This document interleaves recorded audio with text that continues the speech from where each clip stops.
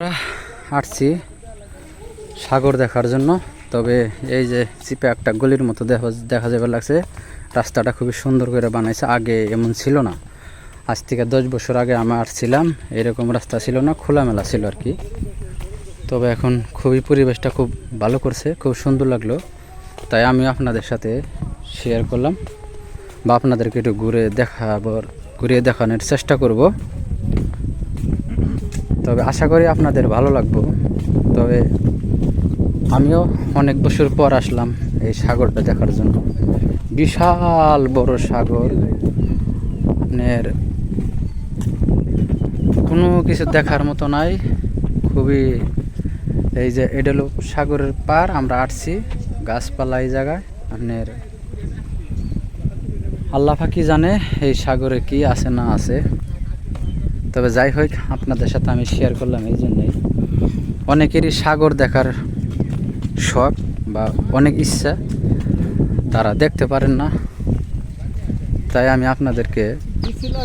তবে বাংলাদেশে মতো এত ঢেউ নাই বা বাতাস নাই, তো খুবই সীমিত ঢেউ আর কি। দেখেন সীমিত ঢেউ দেখা যাবে লাগছে।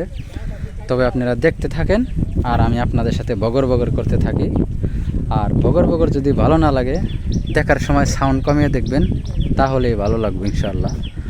আর আমাদের পিছে আরও আমাদের বাংলা ভাইরা আছে, দেখার জন্য আসছে তারাও। দেখেন অনেক লোক আসবার লাগছে। তবে এখন সময় মালয়েশিয়ার টাইম আপনার 2:30 বাজে। তবে আসরের নামাজের পরের থেকে 5টার দিক দিয়া আপনার অনেক লোক আসা শুরু করে আর কি, অনেক ভিড় জমে জায়গাটায়। আগে যে আসছিলাম 10 বছর আগে এইরকম ছিল না, বা জায়গাটা এমনি আটকিনা ছিল না, খোলামেলা ছিল। তবে পরিবেশটা উন্নত করছে আর কি, খুবই সুন্দর।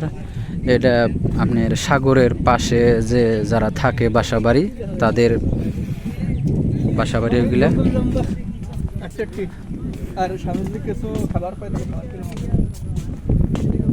আর আমাদের লালটু ছোট ভাই অনেক খুশি আর কি, সে দেখে।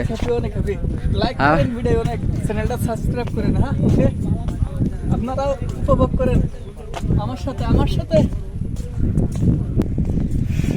দেখেন এই জায়গা থেকে আমি দেখাই, ওই পারে একটু দেখা যায় আর কি, ওটা গাছপালা, ওটার কাছাকাছি। কিন্তু এই দিকটা দেখাইলে পারে আপনার কোনো কিছু নাই, একদম ফাঁকা ময়দান, সাগর আর সাগর, পানি আর পানি। মানে কোথায় যে ঠেকছে, ওই পাশে শুনছি ইন্দোনেশিয়া আর কি। ইন্দোনেশিয়া নামক যে দেশটা আছে, ওইটা ওই জায়গায়।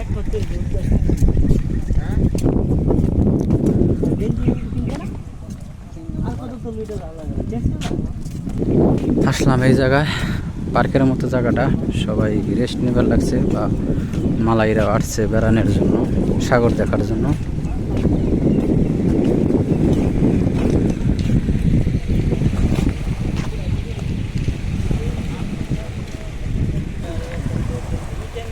সাগরের ঢেউ,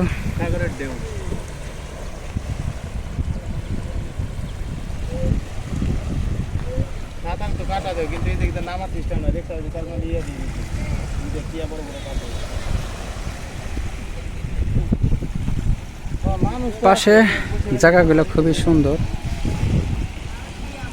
আপনার এই দেশের লোকগুলো বেড়াইতে আসছে দেখার জন্য।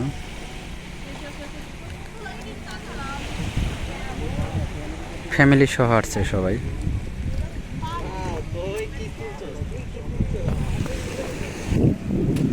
দেখেন সাগরের পাশে একটা ফুল গাছ।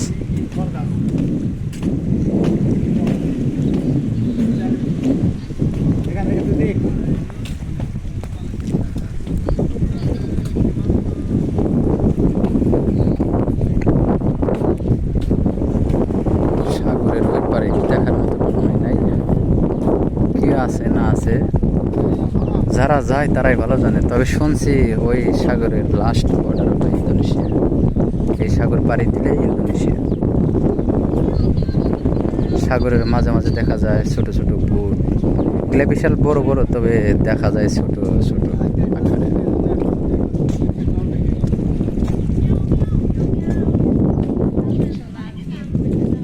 হ্যাঁ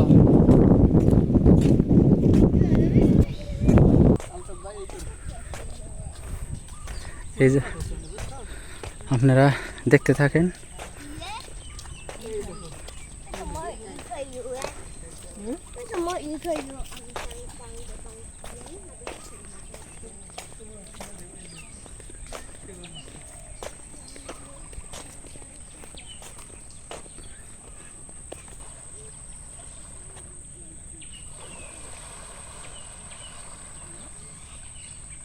এই জায়গায় অনেক জাতের লোক আসে, যার যার ইচ্ছা মতো এটা এনজয় করার জন্য, কেউ ব্যায়াম করে, কেউ হাঁটাচলা করে, কেউ দেখার জন্য, মানে অনেক ধরনের লোক এই জায়গায় আসে বা সবাই আইসা থাকে। হোক আপনাদেরকে আর একটা জিনিস দেখাবো। এটা সাগরের পাশেই জঙ্গলের মতো একটা রাস্তা বানাইছে, খুবই সুন্দর। এটা আপনাদের সাথে আমি শেয়ার করলাম বা আপনাদেরকে দেখাবো একটু যাইয়া। চলো আমি ঘুরে আসি, দেখে আসি যে কতদূর গেছে রাস্তা। ব্রিজের মতো বানাইছে।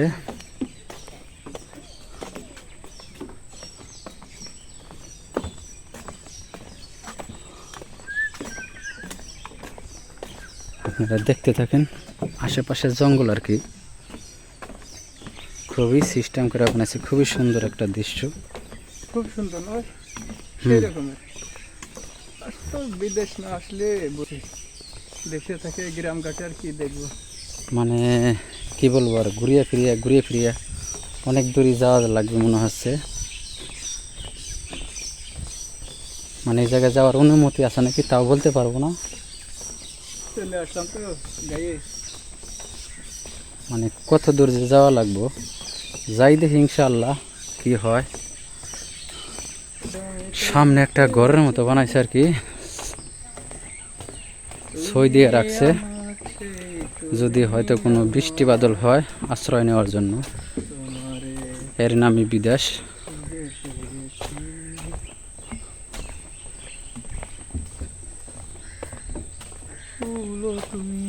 বসার জন্য সিঁড়িও বানিয়ে রাখছে, ব্রাঞ্চি যাকে বলে।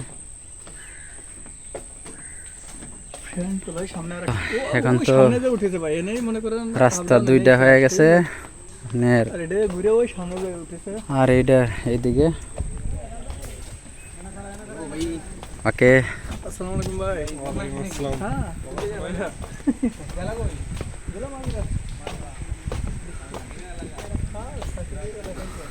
কি অবস্থা ভাই, ভালো না? সবাই একই সাথে হইলাম অনেকেই।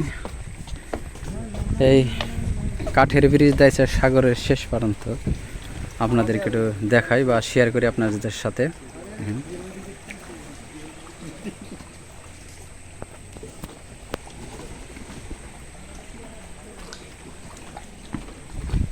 আমি একটু নাইমা দেখাই।